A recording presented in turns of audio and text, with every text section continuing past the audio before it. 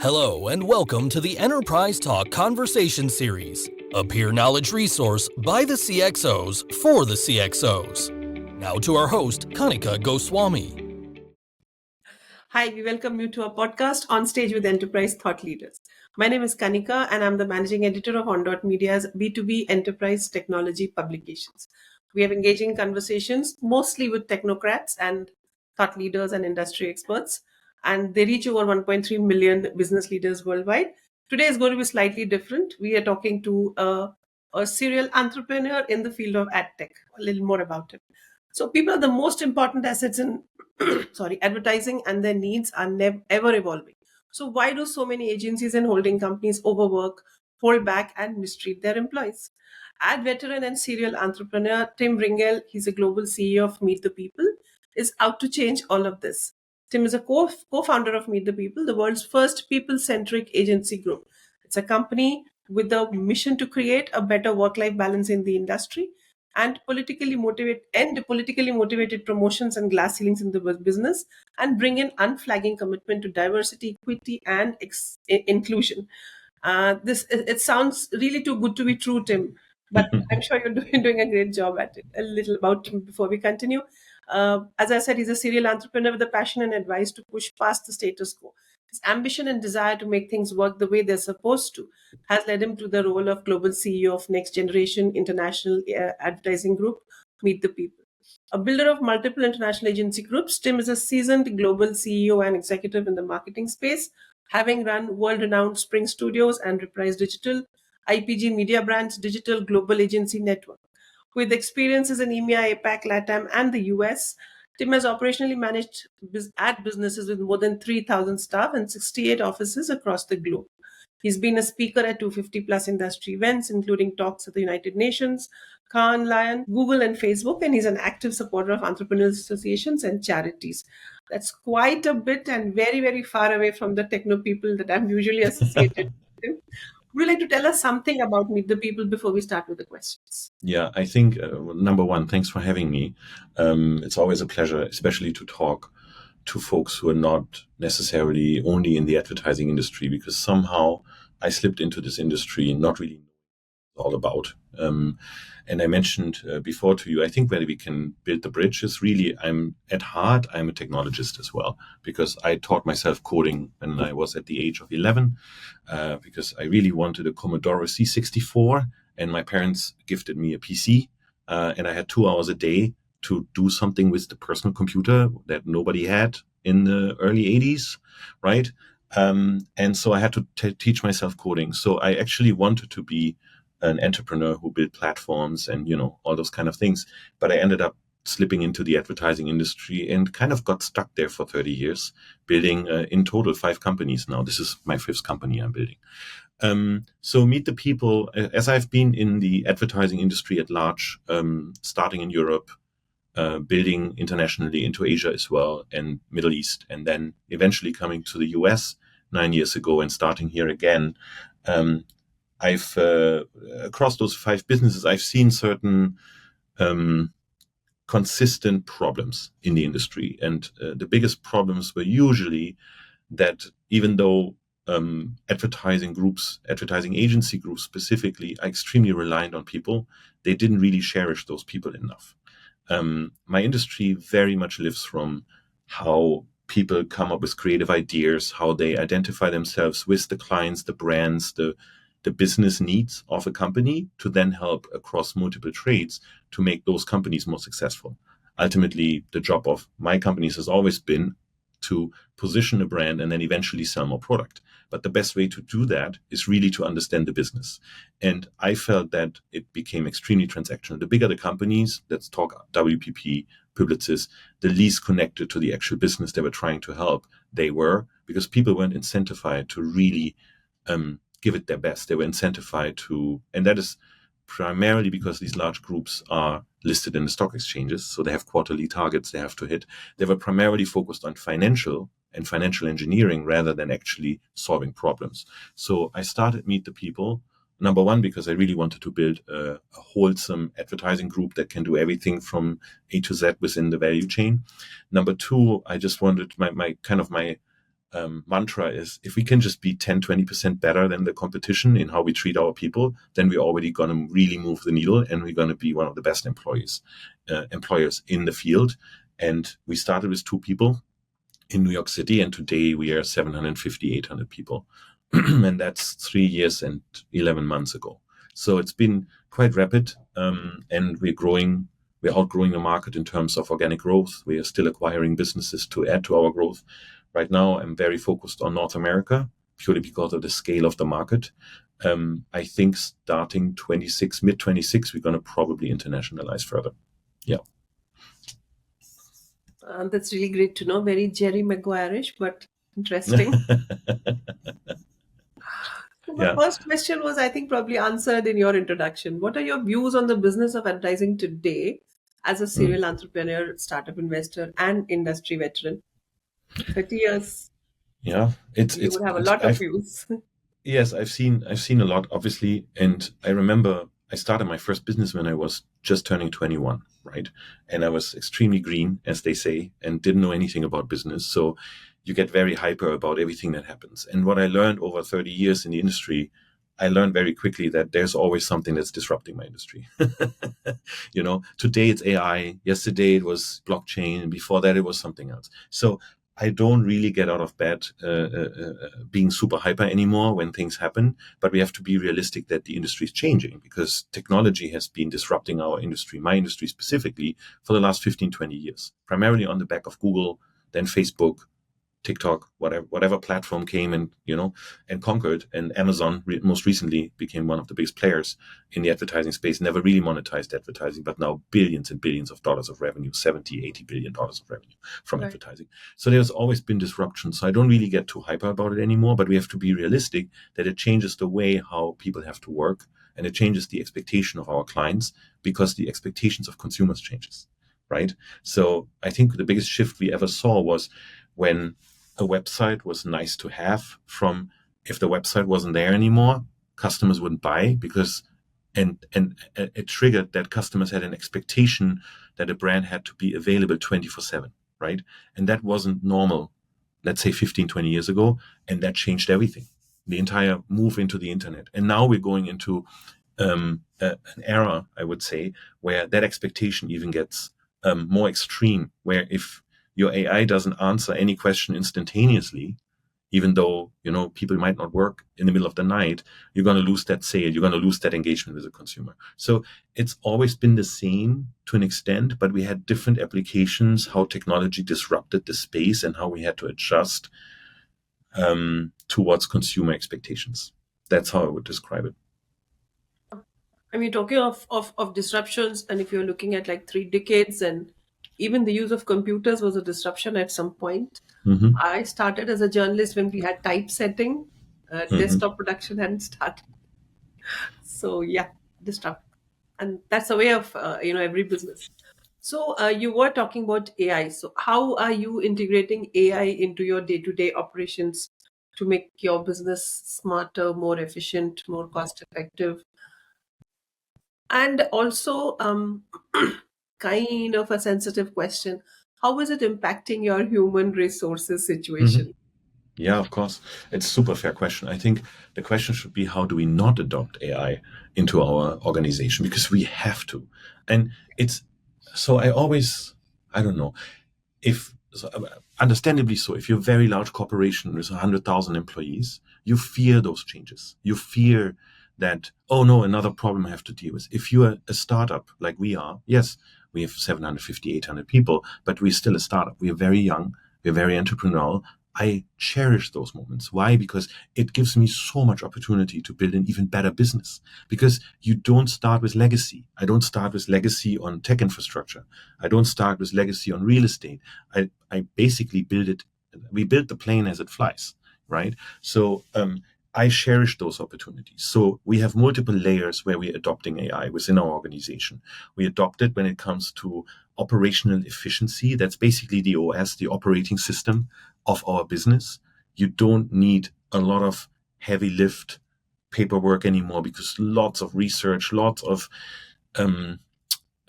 boring, repetitive work can be leveraged now. I can be leveraged to make this less boring. Yes, you ultimately need less people, but I don't have to, change people because of it, because we're still growing very fast. So I'm just hiring differently, right? So that's the base layer of how you operate your business, and every business is going to go through that, where you change your operating system. The next layer is, how do you enhance your product with AI, but it's not necessarily visible to the customers yet, right? That's the second layer. So how does AI make us better in what we produce for clients, no matter if it's on the creative side, if it's on the media side, if it's on the experiential side of our business. And the third one is, what proprietary AI tools are we building that really differentiate us to our competition?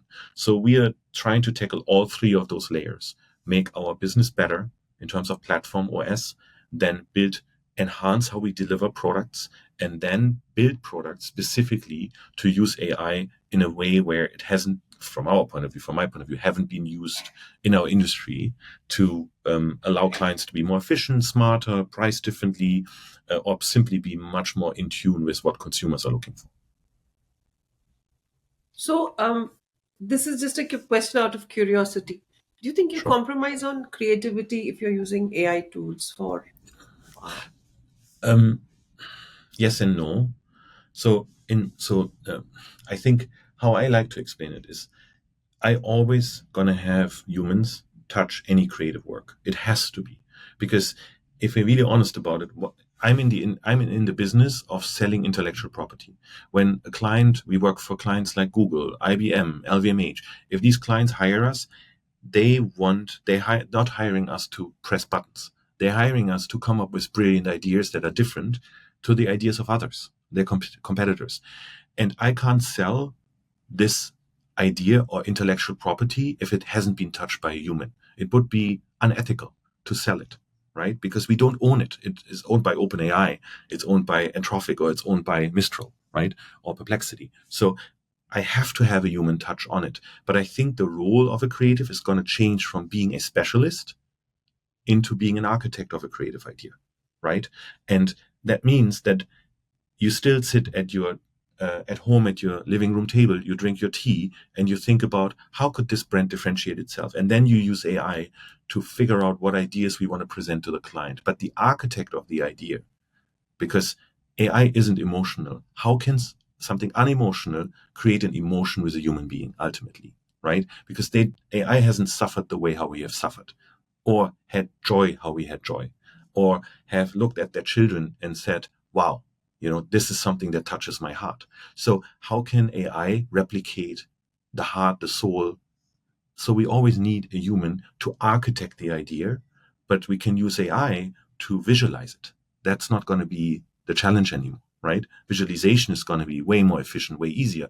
So I would say, if you're a graphic designer as a trade, you're going to have a problem. But if you can progress into being an architect of a creative idea, combining strategy, understanding the product, understanding the brand, and have the skill to challenge how it should be executed, and then you utilize AI, you're going to have a brilliant career. The problem is that we're not going to need as many architects as we have graphic designers or copywriters. That is the problem, right? As humanity, we're going to need less specialist creatives. We need more architectural creatives. That means that a lot of people are going to have to readjust what their career path is going to look like. That is the reality of it. But we can't sell a creative idea to a client if we don't own it. You're also building some AI tools for your own company or for your clients. What third-party tools and platforms have you found the most promising? So with every AI, so I don't call them AI tools, because again, I'm probably too honest about it, because we're not inventing an AI. We're not creating a small or large language model here, or a Gen AI, because we are just a company. We're not an AI developing company. We use, what I call it is, we have AI enabled tools, meaning we use external AI tools, ideally 5 to 8 of them, to come up with conclusions that then we visualize for our clients in a smarter way and execute against it, right? So we use all kinds of different AI tools. For example, we use AI tools to scrap websites, photograph every page, and then use other AI tools to understand the audience sentiment. What is the demographic? What is the feeling people have when they look at these images, right?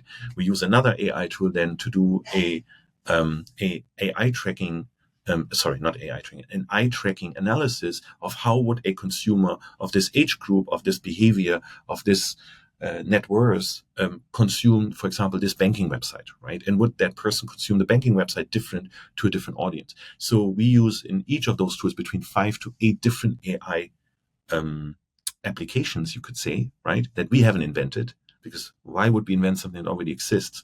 But we are aggregating this into something that is meaningful to our clients. So that's what I call AI-enabled tools. I think there's too many companies who pretend to develop AI, when, from my perspective, sadly so, the battleground has already been laid out between 5 to 6 companies in the world, right? And hopefully there's going to be more going to be able to claim. The reality is most of the funding, and now I'm talking as a venture capital investor, not as an advertising entrepreneur, most of those companies have already been heavily funded, and they have too much funding to fail. So that's why my investment structure that I started 20 years ago has consciously invested into OpenAI, into Anthropic, into XAI, everywhere we can get in within the 6 names, because these are going to be the people who are going to dictate what our future with AI is going to look like. And the rest is the application layer that we use every day. But the application layer is not necessarily, as you know, the intelligence behind it. The intelligence is going to come from very few. So then naturally the next question is going to be about upskilling. So what are some strategies for upskilling your existing team? Of course, you can, when you're hiring new people, you can ask for Correct. for capabilities and skills, but your existing team, and you do not want to create any kind of issues or challenges for them, so you would upskill them. So what are some strategies to upskill and be more informed when it comes to the complicated and the crowded AI space? How do marketers find the time? How do you find the time and the headspace to balance, your daily workloads, and at the same time stay informed, stay abreast of what's happening in the ad tech industry, whatever new tools are coming up? The disadvantage of being a veteran in a particular industry is that it's not always easy to keep up with what's happening today, because you know too much of yesterday and the day before. So then the next thing you can do is have internal teams that are keeping track of everything. How do you manage that? How do you do it?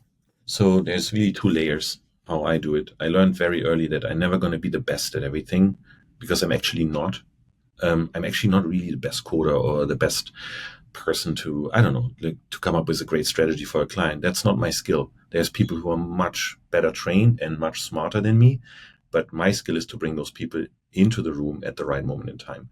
And that's how I see it with tech development as well. We've created an AI council where around 15% of our population is represented within the council, and each of our business, I have 9 companies within my group.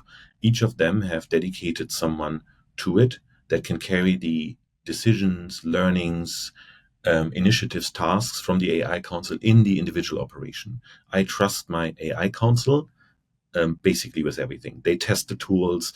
They try to understand what fits to creative, what fits to experiential. Because if you look at everything we do between creative, content, experiential, shopper, merchandise, media, traditional media, digital media, performance marketing, data analytics, each of those capabilities we have has to deal with AI and find ways to adopt into AI specifically for their trade. I would be the last person to understand how to do that, if I'm really honest about it. But the specialists within the trades, they know exactly which tools are great. So we're trying to layer it all up or boil it back up into the AI console.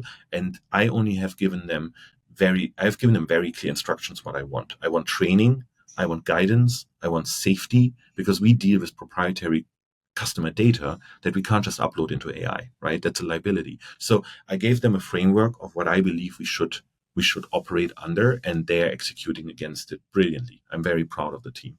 So I learned as an entrepreneur, as hard as it is, starting at around 60, 70 people, you're going to have to let go. It's the only way how you're going to make it, because until 70 people, I know everybody's friends, pet names, spouses, you walk into the office and you say hi to everybody because you know everybody. You know their history. You hired them. Starting at 70 people, just forget it. There's no way people enter the elevator and ask me if I work in my own company, right? So it's just the reality of it. So you have to start trusting people that they're going to be smarter and better than you yourself.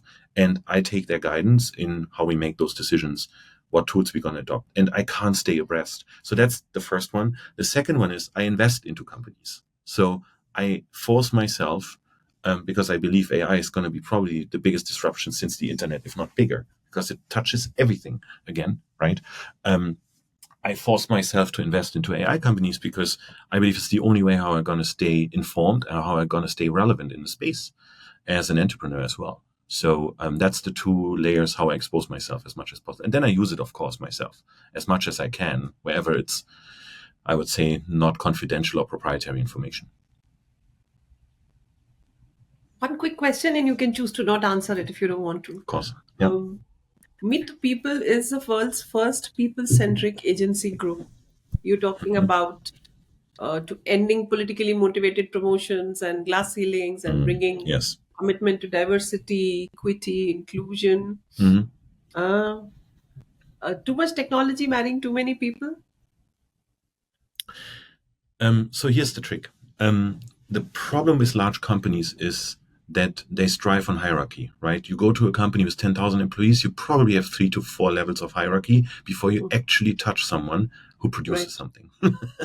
So it's one of the biggest problems. And that creates political environments where it's not about the product or the service anymore. It's all about the promotion, right? So when I was always an entrepreneur, besides 3 years when I came to New York, where I worked in Interpublic Group of companies, IPG, one of the biggest holding companies in the world, now merging with Omnicom. And my boss at the time, God bless him, he told me, Tim, you're reporting to me now. I'm your boss, but I don't have time for you. I spend 20% of my time with my underlings. I spend 80% of my time managing up. I'm like, okay, that's a clear answer. And that's where I realized that's an environment I never want to create. The trick how I try to battle this environment, because it comes with scale, because scale means you need to apply control. We keep every company at a decent size, meaning that's why in my group, I have 9 companies. End of this month, I'm going to have 10 companies because we're buying another one. And these companies go from 20 people to 150 people. Very controllable. So really, there's only 2 layers. There's people on top who manage, who have the responsibility of the business, and then the next layer, all touching the product and the client and the services. And this is how you avoid those political gaming. And I really dislike it as an entrepreneur. And I try to keep this structure, this multi-brand, multi-entity structure as long as humanly possible, even though everybody in my leadership organization owns a piece of the group, not of the individual business. It's super important. And there we try to strip away as many incentives to look at your own little slice of the cake versus the overall cake, right? To disincentive people on being political and just looking at what's in it for them and trying to look at what's in it for all of them. Of course, I'm in America, and as a non-American, I realized very quickly that it is all about capitalism over here, right? So we do have to incentivize people monetarily to collaborate, but less so than the large companies that we are trying to battle. Yeah. Good. That was a good answer. And that's the end of my questions. Except that I'd like your insights on where you see advertising heading over the next 2 years. 5 years is a very long time to see into the future. We don't know if we'll be there. Yeah. 2 years maximum, given the technology, given the completely different way of thinking that the coming generations have. Also given the fact that Gen Alpha is going to be taking over in the next 5 or 10 years, and they will look at things completely differently. I mean, I'm not even talking about how we look at it. From Gen X, from Gen Z, they will be so different. What do you see happening? I mean, is it all going to fall apart, or is it going to fall apart and be constructed in a completely new way? Look at me sitting here being super relaxed. Why? Because 60, 70 years ago, TV advertising was introduced to the world. Yeah.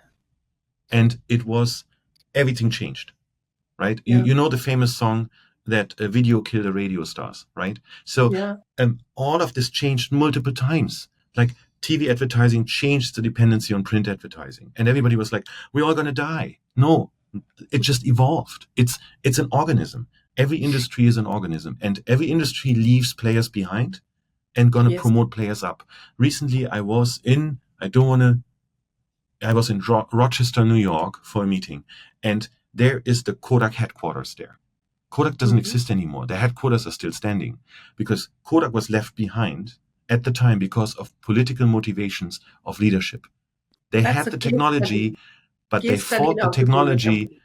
They didn't want to give up control, right? Yeah. So Kodak died as a company, but Yeah. many others thrived. So it's an evolution. You have to stay Yeah. on the ball. Advertising is always going to be there, no matter how much AI we have, no matter if there's Google, no matter if there's TikTok. It's always going to be there. It's just going to be different. And I can only encourage people, don't give up on an industry. If you really have a passion for it, just be smart enough to evolve with the industry. And generations always have left behind. They've always been left behind by how technology evolved industries. So I'm not fearful of where the advertising industry is going, as long as we stay on the ball and we adjust our business models.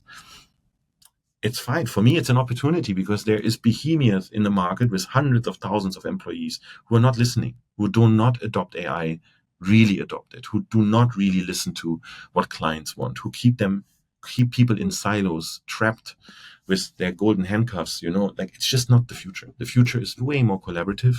It's way closer to clients. It's not one model. It's multiple individual models with clients.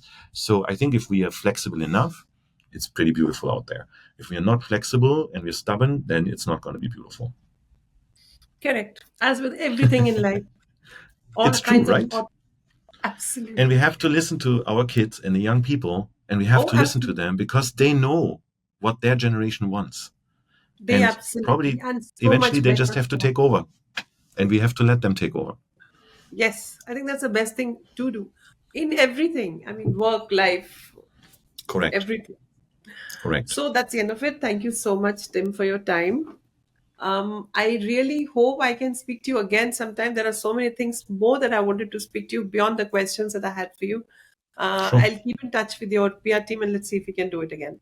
Thank you Right? so much. I really value your time. Thank you very much. And I appreciate the open conversation. Thank you so much for being with us. Please do follow us on social media for regular updates and new content.